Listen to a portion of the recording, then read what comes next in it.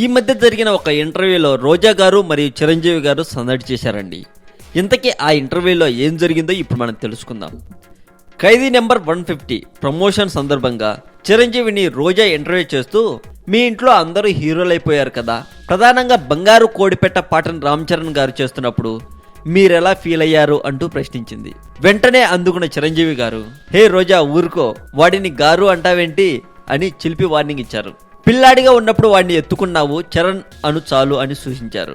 తన బంగారు కోడిపెట్ట పాటను వాడు రీమేక్ చేసినప్పుడు కొంచెం ఫీల్ అయినా అద్భుతంగా చేశాడని, దానిని చూసిన తర్వాత చాలా గర్వపడ్డానని చిరంజీవి గారు అన్నారు. దాంతో ఎవరు బాగా చేశారని సురేఖను అడిగితే, ఇంకెవరు నా కొడుకే అంటూ మురిసిపోయిందని చిరంజీవి గారు తెలిపారు.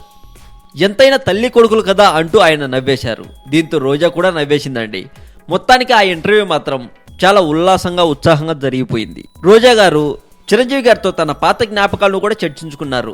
చాలా సందడిగా గడిచిపోయింది ఆ ఇంటర్వ్యూ అని చెప్పొచ్చు. మరింత టాలీవుడ్ సమాచారం కోసం సబ్స్క్రైబ్ చేయండి టాలీవుడ్ సెంటర్.